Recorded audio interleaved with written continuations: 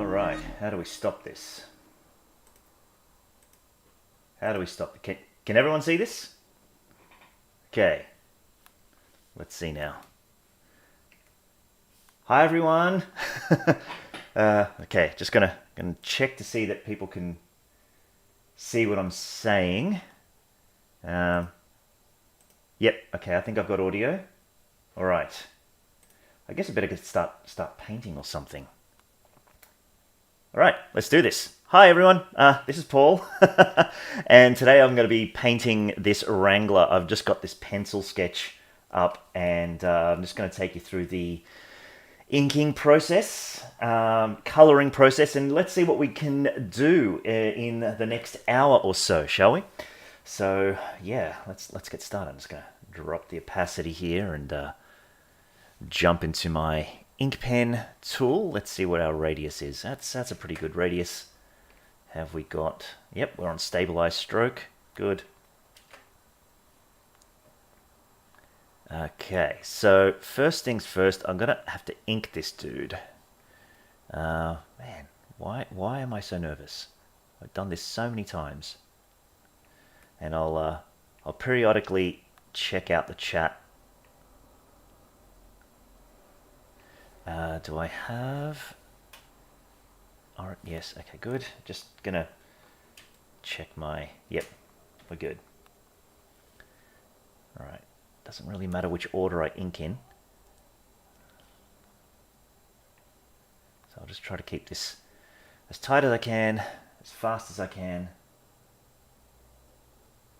Audio sound do some work. Fine, fine. Wrangling. That's a good question. Maybe that's just his name, you know. Just has to open up a bank account. Just goes into the bank and just goes, "Hi, my name's Wrangler with W."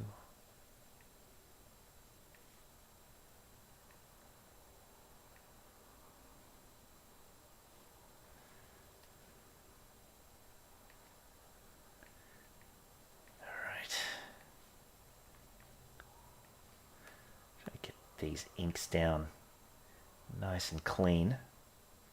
Might need to up that stabilize to something a little bit more powerful. There we go.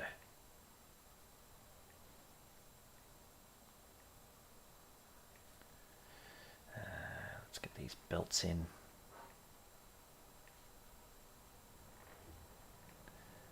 All right.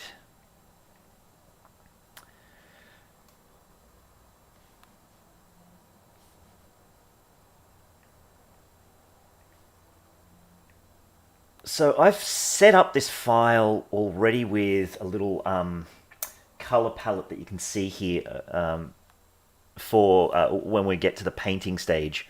What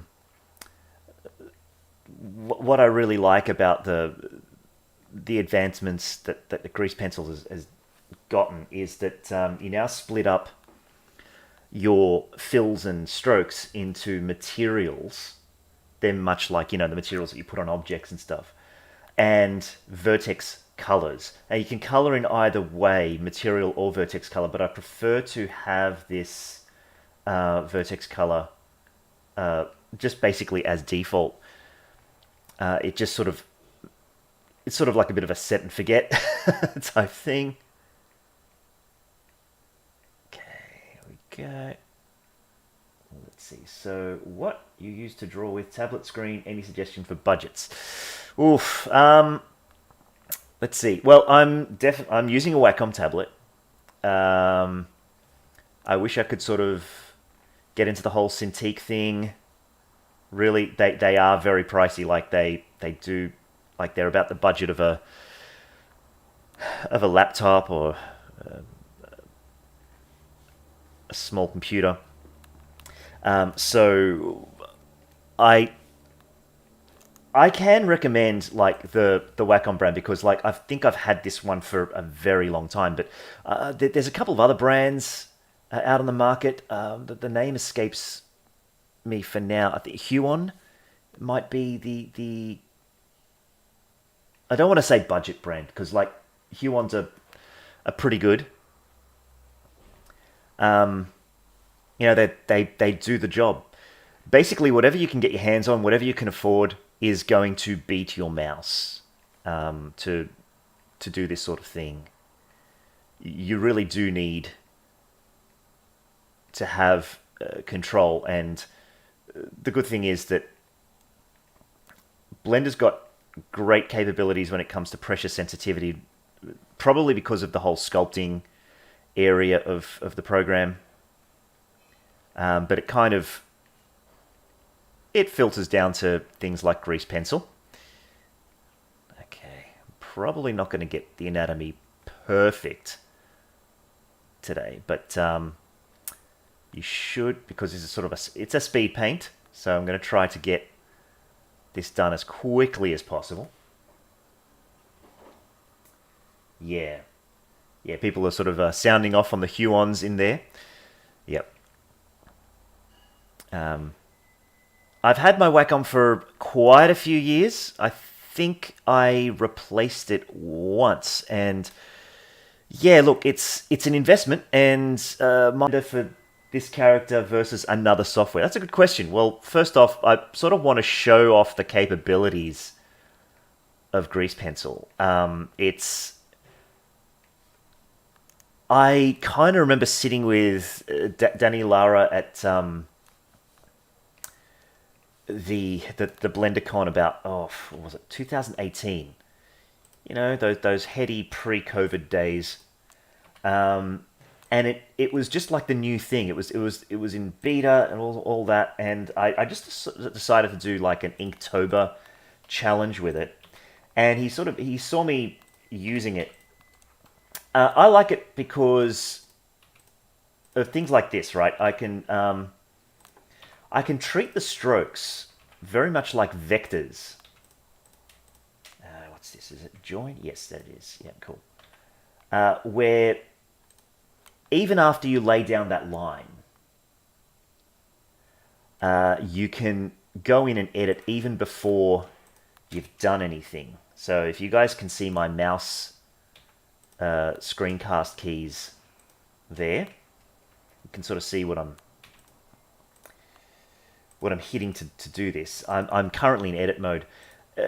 It's a different way of working. Okay, so like most people who do painting are used to the raster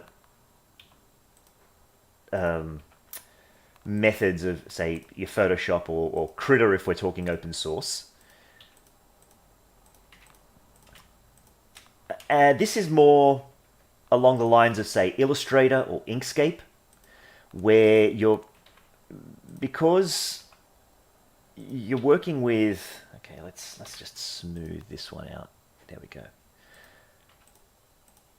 You're actually laying down vertices and strokes, like edges and stuff.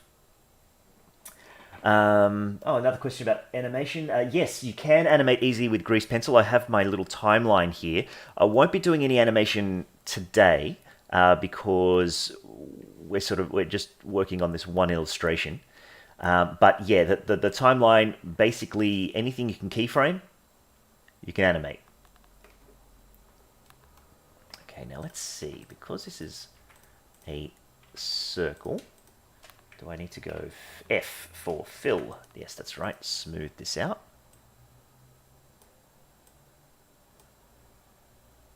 Uh-oh. I hope I don't crash here. Let's go smooth. There we go. Good. Yeah, sometimes my keyboard and Wacom sort of send mixed signals, and Blender's like, well, what are you using? Are you using your mouse and keyboard, or are you using your your stylus? Clip Studio, it's much like Clip Studio Paint. Yeah, look, if you're a fan of Clip Studio Paint for the vector stuff, or it's sort of like working in that. And of course, there's a lot of advantages which we're going to look at as soon as I get these inks down to working in this method. And obviously one of the reasons I like working in Grease Pencil is that it's fast.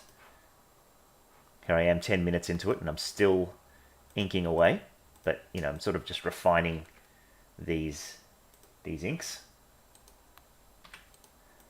Okay, we'll just smooth that out. Right. Now, I tend to be a bit of a stickler for getting these inks just right because oh,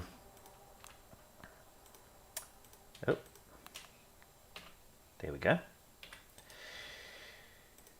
We're going to be adding a mask shortly, and the inks have to be as closed as possible. And while you can tinker around with the settings for things like you know, thresholds and stuff, it's just good practice to get your inks as solid as possible. Okay, so that's starting to look, yeah, that's looking pretty clean. I'm going to get these legs done here. Now I'm now creating a sci-fi character. Oh, thanks, Stephen. Yes. Oh, look, they're a great team, and not just because they're listening. I'm now creating a sci-fi character in Blender for college. Any advice for making it unique? Oof. How to make it unique? Look, I find the best ideas are usually happy accidents. And the best place or at the time when you're doing concepts to have those happy accidents is in your thumbnailing. So, obviously I'm not doing thumbnailing today, but thumbnailing is basically the process of getting down ideas really, really quick. Now, by all means, get all the references you want. Draw characters that you know, and if there's a silhouette that you like, or an idea that you like from even a popular franchise, draw it out first. And once you've got a bunch of thumbnails, you've sort of like done a bit of a warm-up, then do a next round of thumbnailing where you take the bits that resonate with you the most on your thumbnails. You know, maybe there's a helmet that you like on one character from... yeah, one character. I don't know if I can sort of mention names. YouTube tends to be fairly strict with stuff. Or, you know, a coat or boots from another character. And then you just mix and match. And in that process, you tend to get those happy accidents. And you sort of like get those creative juices flowing. And that's sort of like when you come up with them, right? I think that would be the advice that I'd give you for finding original ideas. Because, like, if you create a good, strong silhouette with a lot of interest in it, then, you know, you come across stuff that people might not have seen before. And you came up with that. So that's sort of what makes it unique, I guess. So, yeah, I'm going to keep that there. So I want a bit of a edge there. Is sketching any good in grease pencil? Yes, it is. You can really get bogged down because, like, you can see how everything here is a point, which is, you know, analogous to a vertex or something like that. So you got to keep in mind that as you scribble down stuff, you're just creating a lot of information. And so for sketching, definitely go that way. Don't worry so much that you're putting all these points down and things. But when you get to inking, you want to keep it simple because just like, you know, a highly dense sculpt or something like that, you can have a very highly dense grease pencil sketch. And this can impact on the running of your computer.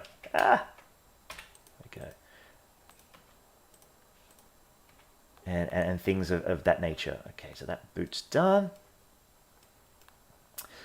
So yeah, it is good for sketching, and I think her name's Sophie Gentek.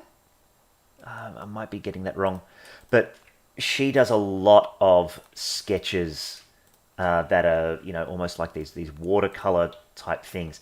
I'm hoping I have the time to show you guys some custom brushes that are already available in Grease Pencil, but you just need to know where to look for them, because I want to get a little bit of painting as a background or incidental objects on this guy.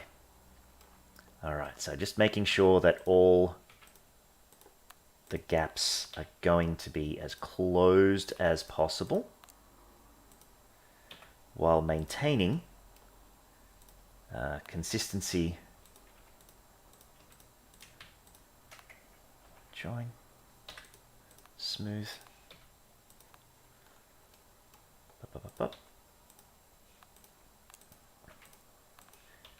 Yeah, like I definitely sort of come more from a painterly background, but like I've enjoyed working in this because it allows me to make mistakes and then correct them. Yes, you could. Such a smart way of doing it. Never thought of trying that. Thank you so much. Oh, you're welcome, Lizard. And personally, I think I would prefer to sketch in Critter and then import it. Yeah. Look, however you want to get your sketch done is absolutely up to you. It's basically different methods of working, and currently I'm sort of working in both. I'm working Critter and Blender, and so I sort of have to switch my mindset because they're different ways of working.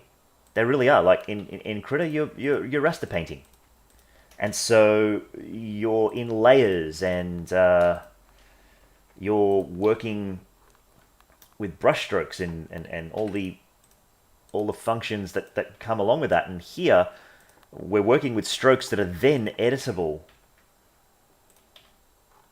at any stage, right? So let's see, that's looking very consistent. Okay, good.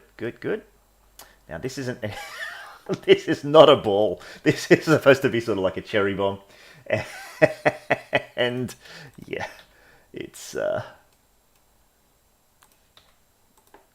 I'll try to get that a little bit better. Okay, here we go. Yeah, this unfortunately is sort of like the boring bit because it's a lot of cleanup, but in a second I'm really hoping it's going to pay off, because when you see how easy it is to do fills and masks, hopefully you'll be as excited as I was when I first saw that.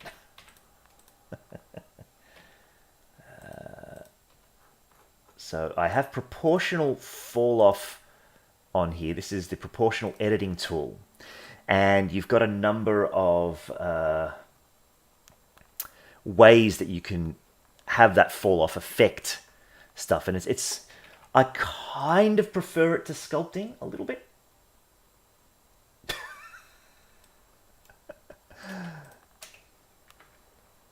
Hey, look, if you can create a good artwork with a screwdriver, use a screwdriver. Okay, so here we go. Let's go F. I'm just gonna Alt S.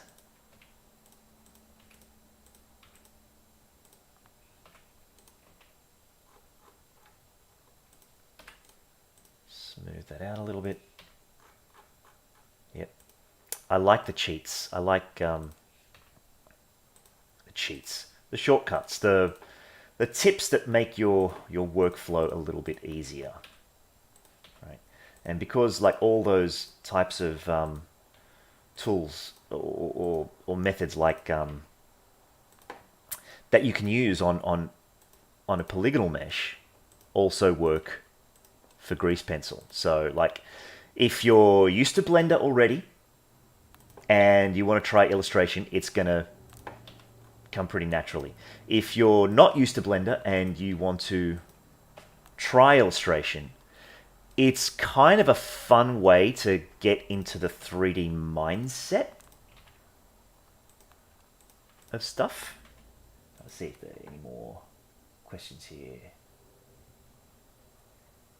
Have blend modes like multiply? Yes, yes it does. I'll just quickly show you where they are. So here I've got my inks layer, if you can see my layers over here. And right here, this is my grease pencil object data properties. And under blend, you've got a few, like multiply, divide, subtract, add. And they do come in handy. You can also change the opacity. And there's this handy little thing, use light. So hopefully I'll be able to show you how lights work on grease pencils as well. But you can also tint. So if I wanted to say, make these lines a little bit pinky or reddish, I add a tint color, and then I can actually tint that color and further affect things like stroke thickness, much like a curve. Right, so there's a few things you can do on the Layers tab to existing grease pencil objects. Okay, so just going to make sure these gaps are closed, finish the dude's head, and then let's get some colors in.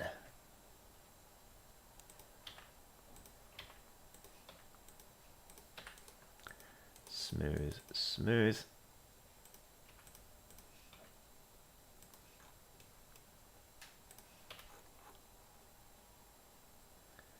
Okay, yep, that should be closed. That's not going to give us any grief here. And making sure that this won't.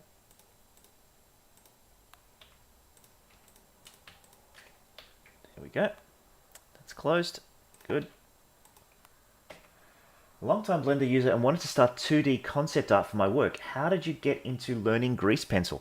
A lot of practice. A lot of practice, and I'm very fortunate that I'm working in grease pencil every day on a particular project for CG Cookie. It's the short film, and so I'm using grease pencil for storyboarding. And the more you use any sort of tool, the better you become at it. It's just the way it is, you know. Like, what are you going to spend the majority of your hours on during the day? Is it going to be,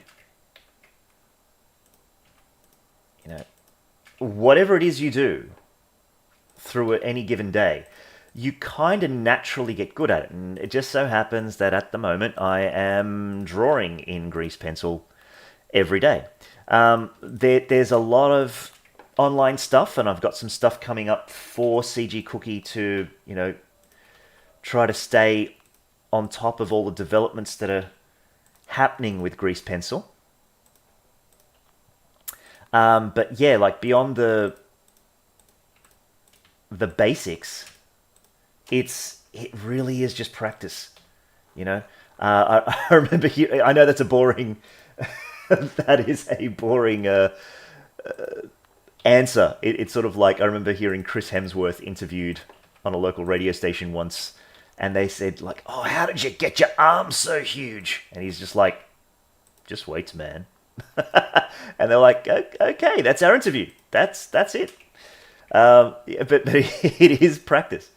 Can we expect some grease pencil courses on CG Cookie soon? Yes. Yes, you can.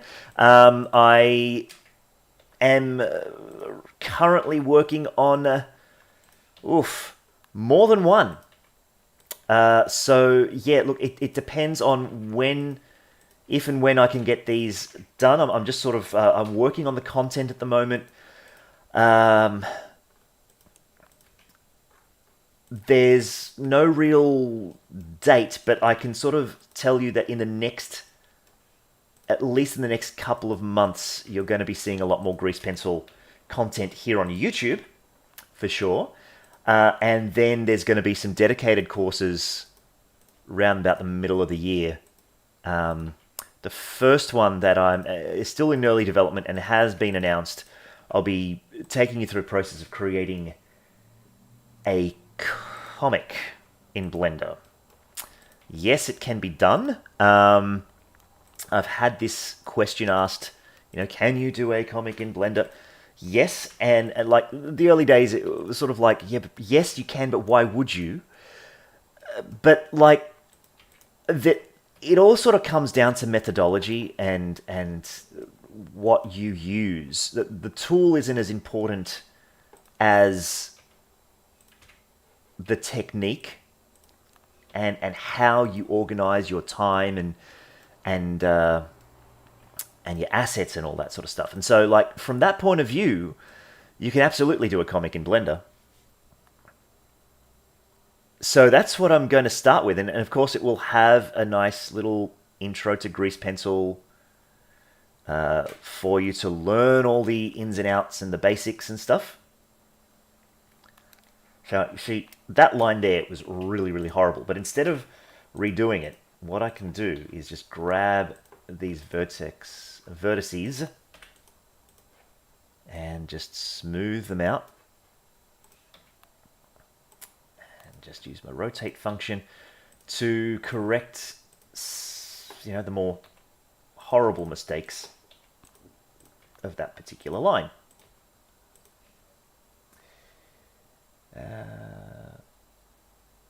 I better quickly take a look at some of the comments because they're coming thick and fast. Let's see. I haven't used Grease Pencil so far. How does it compare to Critter? Apples and oranges, man. Yeah, I love painting in Critter. I really, really do, because it's so free and it's much more like a painting program.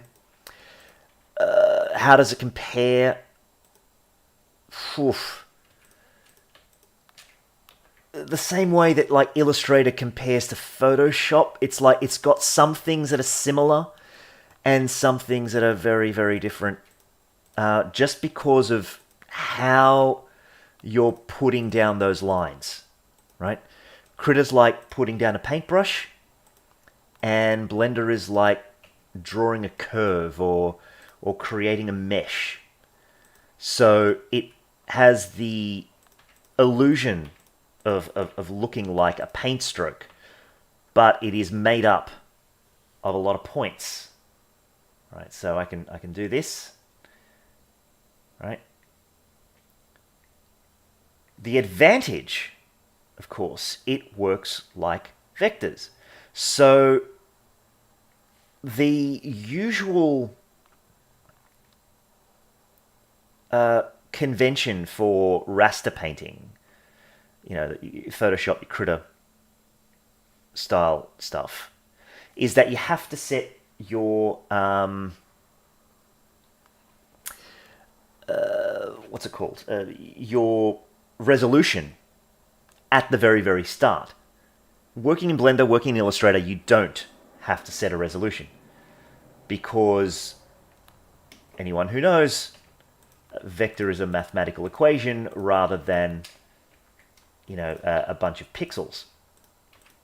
So you can then set your render size at render time. All right, so I'm just going to double check to see. Now, the main reason why I'm spending so much time on making sure there are no gaps, right, is because if I get this wrong, it does have a tendency to crash if I get the bucket fill tool wrong. And I don't want to crash and start again, so I'm going to save my work. Let's see now. Okay, there's our dude, inked. Do this. Go to my fills layer here. Oh yeah, he's looking good. We can add to this. So I'm just going to get this. Let's go with. I'm going to go solid fill, and let's just go with a more grayscale so we can tell. And oh, where's my toolbox? Here it is. Use my bucket fill tool. Actually, I don't want that. No, where's my gray? One. Gray. There we go. And instead of plus, I'm going to do an inverted direction for the fill. Bang. Save just in case, fingers crossed. Da, da, da, da. Click outside the character, and there we go. Now, to see this better, I'm just going to go into another draw mode. I'm going to take off the world. Can you see that? All right, let's put the world back on. There's a mask there now. I'm going to do a vertex paint just to really illustrate this. So vertex paint, let's just use this yellow here. Oh, no. I want to lock off those inks just to fill. Okay. Radius strength. All right. Maybe what we can do is go to edit mode, select all, vertex paint. Let's get something a little bit darker. Here we go. All right. Can you see that? Can you see that? I'll just jump ahead on the questions. Will this stream be on YouTube? Yes, it's being archived, so you'll be able to go back and see it. Oof. Boy, the questions. Can you do more hard surface modeling? Not in this one. An animated comic would be cool. Yes, it would be. Oh man, I wish I could jump in and do the links here. Watching from the Philippines. Hi, Philippines. What is the best use for grease pencil? Oof. Find something you want to do and try it out. Okay, so I'm going to change this title to mask. Lock that off, add in flats because the process is called flatting, and I'm going to use a mask on this, and under my mask settings, set this to mask. Now, by painting in the flats, I'm going to go over to my Desert Wrangler palette. Let's go back to draw mode. Fill area. We want to go into ink pen, solid fill, and should we start with the skin tone? That's the majority of it. Yes, okay. This is where filling gets really easy. Just make sure that I didn't get all the miss any of the questions. Overview things we have in the cookie ovens. All right, watching you in a live stream reminds me of how much I learned from your channel. Thanks for the great you're welcome. You're welcome. Yes, I'll be doing a lot more on this channel, so you'll want to subscribe to CG Cookie because this is where I'll be doing a lot of stuff. Okay, let's get some fills in, hey? Okay, so first off, I'm going to draw out a big shape here. Right, bang, skin painted already done. Great. Let's throw his pants. Bang, done. His boots are white, but I just need to give him a little bit of color. Just a little bit of a tint, I think. So let's replace this on the swatch here. And I'm going to go round. Okay, they look a little pinkish, but that's just so we can see them for now. We can always vertex paint later. I'm just going to drop my stabilize down a little so that I can paint out there, and there we go. Okay, so that's done. This hair is white. Okay, so, yep, right. So I need a whitish color. Let's just drop the a bit grayish, maybe just a tiny bit blue. And let's get in a couple of, okay, I just need to add that to my list. Okay. And again, we can go in and tweak any small mistakes that we made. So this is why it's like really easy to draw. But you can see now that, right, I've just done these massive, I haven't even done bucket fill on here. I've just done these really massive shapes that are very irregular. Like if I was to go into edit mode, right, that's the shape of the skin, and it's being masked, right, by the layer called mask that we did a bucket fill, right? So using that is a really quick way of getting nice block colors in. Now that hair color, I believe, is also here on his chin. Actually, let's do a bucket fill on this because that's a nice, but we'll set it to plus, bucket fill. There we go. Maybe this one, bucket fill, bucket fill. Why didn't I do this earlier? Bucket fill the gloves, maybe. Yep. Okay, 1. Bucket fill. Okay, so yeah, so that one's got some gaps. See, so that's when we can go back, and if we really, really want to do a bucket fill on that, what we need to do is go into edit mode and make sure all the gaps are closed. Now that should be closed too. Oh yeah, that's right, because it does it in shapes. So let's go back to flats, bucket fill the hand, and then let's bucket fill the back of the hand. No, that's not the color. It's that color. Right, there we go. Right, that's that. And now let's, we won't be able to bucket fill this because it's going to come up against, what we can do is take off the flats, right? Here's a cheat for you.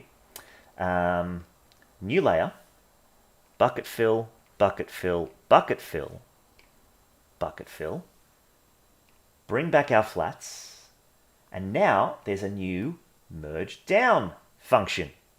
Da-da-da-da. Amazing, right? So I can sort of cheat that.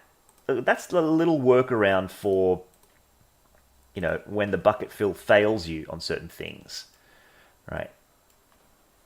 Am I missing out? One thing Blender Foundation needs to rehaul is the collision physics with hair particles. Yes, not my question. I love this character looking great. Thanks, Lizard. Oh, yep.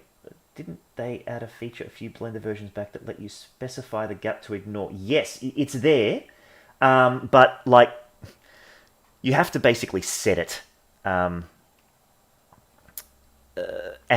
it takes a little bit of trial and error. Okay, again. So like I tend to. Like I guess it's more from my days of illustrating in a raster program when you're sort of working out your flats for comics. You sort of just want to get better at having a good consistent ink rather than rely on what the program can do for you. So, you know, sort of usually the getting the good habits is the best way to work, in my opinion. Okay, so that one should bucket fill quite nicely. Bang, bang, flats, bucket fill that. Excellent. Have we got our fills in? Yes, we do. Okay, we've just got to do these goggles, and I think there's a bit of a golden color to that. So 1, 2, 3. All right, we've got some fills. Now for the fun stuff, I think. What should we do next? Should we do shading? We'll do shading. It looks like he's got pink boots, so I think I want those boots to be more of this grayish color. Oh, wow. I've got a bit of an inconsistency here with the colors. So what we're going to do is go into edit mode, select, shift select, link, vertex paint, select this color. Oh, no. Damn it. Why won't it show up? We want to edit mode. Yes. Vertex paint. Okay, there we can see our vertices, and then that is just that color there. And we might do the same for the boots. So just going to edit mode. Let's shift select those two. L to link. Vertex paint. 1, 2. Okay, so now we've managed to fix the color issues on that. Now, shading is, let's start with a light direction. So I'm going to jump ahead. Oh my gosh. Okay, so we got about 40 minutes left. I'm going to jump ahead to something that is very, very cool, and that is lighting. So first things first, I think I want to get a background in there. Should I do it on the same? Yeah, look, I'm going to do it on the same layer. Plus background. Right. And let's just give this an interesting type thing. Okay, I'm going to go draw mode, shape. No, we don't want to fill. We want ink pen, solid. And we want a sort of a deserty color. something a bit lighter, maybe like this yellowy, deserty color. Okay, we can always change it, and I'm going to go shift this little circle. There we go. Into edit mode, select that circle. Now, I'm just going to move this back in 3D space. All right, can you see that? And maybe just bring that up a little. Maybe there should be good. Maybe a little bit bigger. Okay, cool. So there's our circle. Why did I set it back like that? You'll notice that the background hasn't got the mask. If I put a mask on and I set this to mask, then the background is masked. If we spin into, yep, and the mask works in 3D space. So we don't want a mask on the background. So I'm just going to delete that mask, and that's not going to have a mask. It doesn't matter what order you put these in. Whatever layer, this layer, for instance, is set to correspond to the mask, that's what it'll do. There's also a handy invert mask function. So we could, I'll just do this on this one, invert mask, all right? You can't really see it unless I make the flats invisible and the mask's opacity, well, that low, but the mask is functioning on that background, but in an inverse way, right? So I'm just going to take this mask off altogether. For the background, we don't need it. So for instance, the flats, if we were to see the flats and we did an inverse, right, doesn't look right. Okay, so you can invert masks. I went to the bathroom and you finished color. Oh, sorry, did I just blow everyone's eardrums? Hang on, let me just turn myself down a bit. That came out of nowhere. Right, we're doing some shadows now. Yes, I wanted to do lighting before I add in any shadows or effects. So this isn't a grease pencil thing, this is a lighting thing. So I'm just going to bring in this layer here. And in this collection, I'm going to bring in a point light. And I'm just going to move this in the Y direction. All right. Now in 3D space, it makes a lot more sense. So if you've used Blender before, you know how lights operate. And I'm going to move this light close to this background object. Okay. And maybe what we might do is we might change our background color to something a bit more maybe sky blue, like a desert sky, a little bit darker. So if we're looking through here, yeah, it could be a little bit lighter. Drop the saturation maybe. There we go. Not great. Okay, it's a little bit less intense. Don't want to make it too eye bleedy. That's all. Maybe. I'll think about a gradient later. Okay, selecting that point light again. Right. Got this point light. Go to our light properties. And we can increase the power of that light. So let's make this fairly bright. We can change the color of that light to make it, maybe if we do a bit more reddish. Right. And then as we move it closer or further away, we can sort of get a subtle gradient. Now I think the color of this background is clashing a bit because it's a little bit too intense. Yeah, it is. So we may have to drop the... Maybe we just go with blues. No, yellow would be better. Right. And it's just gonna affect it. Doesn't seem to be doing anything. Vertex paint. Let's try this pink. Yeah, no, pink is working. So let's go back to this yellowish hue. There we go. Maybe if we drop the opacity a little. That's nice. Okay. I'm getting ahead of myself here. Sorry, guys. Okay, so we've got this point light that we can control. Oh, let's go back into object mode, point light, and we want this to be a fairly high value. We can make this gradient anywhere we want. There we go. I'm going to duplicate this and just bring it forward and drop the power a bit there, so I can light up areas more intensely. So bring this closer. There we go. Maybe his goggles over here. Right. Get a bit of a gradient fill on that.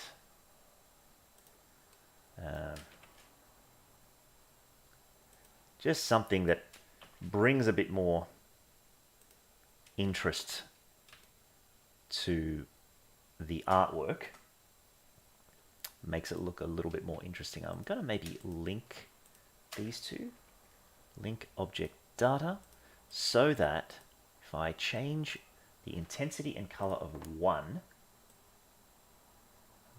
oh, that looks good. There we go. Oh, I like that. There's a bit of reddishness in that. And this one, maybe we get a bit of more of a bluish tone, right? Reason being is we just want to get something a bit more interesting. Let's delete that, maybe duplicate that and bring that down to the boot. All right. So this is almost like our subtle gradients handled by lighting, right? And we're going to save this. Save as Desert Sketch Whip, so I don't override my base file. Right, that's looking good. Now let's get our Wrangler back and let's put on a shading layer. You're making gradient colors in 3D space. Cool. In Photoshop, you just use the gradient set. Yes, you do. Okay, going to do shadows. And this is to answer a question from earlier about blending modes. Now, I want the shadows to have the same mask as the flats, right? And I'm going to set my shadow to multiply. And I drop this opacity to about 0.5, and I'm going to untick use lights. Why did I do it all this way? Let's see now. I need to make sure that I am going to be working on the object origin, and the origin is near the Wrangler and not the background. Yes, it is. Let's just take away that camera for a second, and the lights, unfortunately. And now we want to go back into draw mode, ink pen, solid fill. And we're just going to work first off in black, right? And now I can just sort of draw in little shaded areas. And this is the quick and dirty way of doing it, right? If you want something a little bit brighter, I suggest you maybe set the blend to regular, and instead of painting in just black, you actually paint with a bit of color, because this gives you something that's a little bit less muddy, it's a bit warmer, and you can do some really interesting effects. So let's say we wanted to do the backlighting, which is going to be sort of like this ambient lighting there. And let's say we wanted to put in some shading for these teeth, right? This adds just a little bit of extra something to your artwork. So you're not just painting in black. So I'm just going to add that to my palette, I think. Yeah. So for the skin tone, I'm just going to use this darker tone when doing the shading. Right? Again, we're just drawing out shapes on this shading here.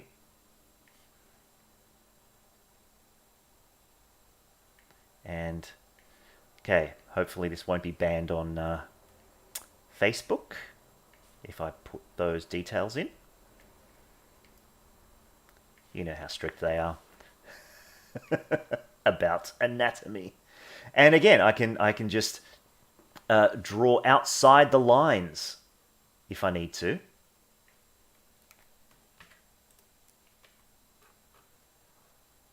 Okay, yep, that one is going to be a little hard to fix, so I'm just going to redo that around there, and there we go. A little bit of depth. Cool. Do we have any? Okay, so because this is the same color, it's not going to work as a shadow. So you do need to use something darker, obviously, for things like the gloves. Now, of course, if you just want to, again, do it quick and dirty, just use black, set it to something like multiply or overlay or what have you, and it will just work. Right, but yeah, if you want something brighter, I do suggest you use something along those lines. Checking the time. Whoa! I'm going to ask Wes, is it okay to go a little over time, or should I just leave it at the shading? Is Wes there? Hello.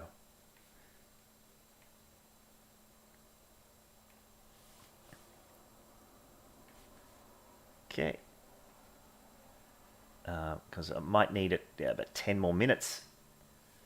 I appreciate that people have things to do, lives to lead, but basically, if I just finish off this shadow layer here, I mean, I'd like to get... Oh man, it looks like his cherry bomb's skin color. Oh god.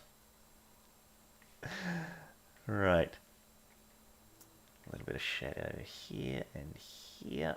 There we go. And let's just loose off the belt there. Okay, looking good there. Because usually what I like to do lastly is quick highlights layer. And this one, I'm going to maybe set this to add. Drop this down. And in solid stroke, let's go with a white. And let's, yep, there we go. I want to put a little wacky spirally things. You will subscribe to CG Cookie. You will become a citizen today. I don't know where that came from.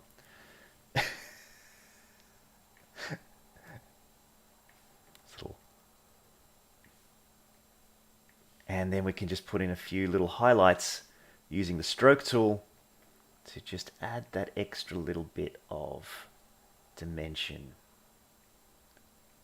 which makes it look kind of cool. Can I adjust a blur filter? Yes, you can. There are many effects, which I haven't gone into. Oh, better put the mask on there.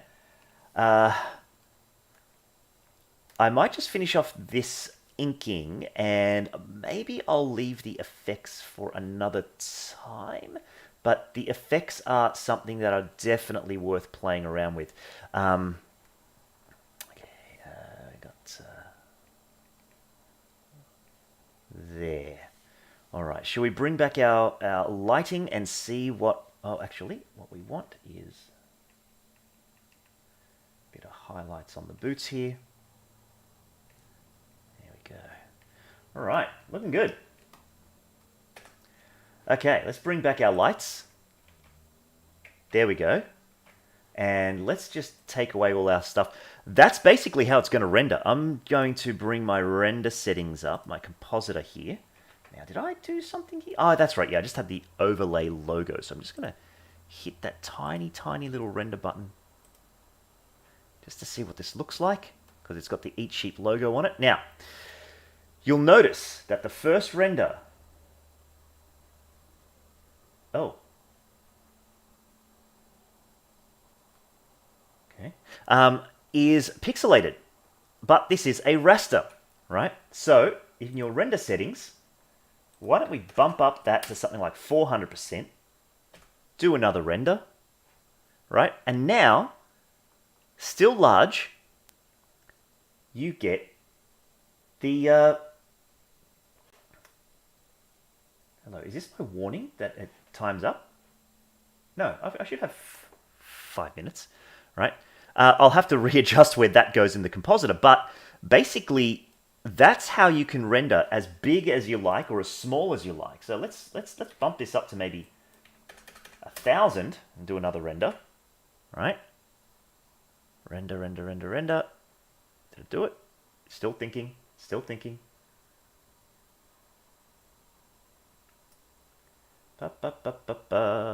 Okay. It's chugging. Oh no. Blender's not responding. Okay. So I think I'll quickly read these questions. Oh, what's this? Just paying a little bit back from... Oh, here we go. Come on, render. There we go. Right, so because that is a really big render... Look at that. I can zoom right in. Right? And because the inks have got a bit of... Oh, actually, I think I put a bit of a glow in my compositor. Yeah, I've got the glare and I've got the soften. Okay, neat trick, guys. Real quick tip. I'm just going to show you the raw image. Okay, look how crisp everything looks. Right, if I zoom in right there, there's a great node on the compositor called soften. Right, and the way you find that is Shift A, filter. I think that's it. Yep, and the first option is soften. Right, and what this does is basically soften everything. It makes it just a little bit blurry.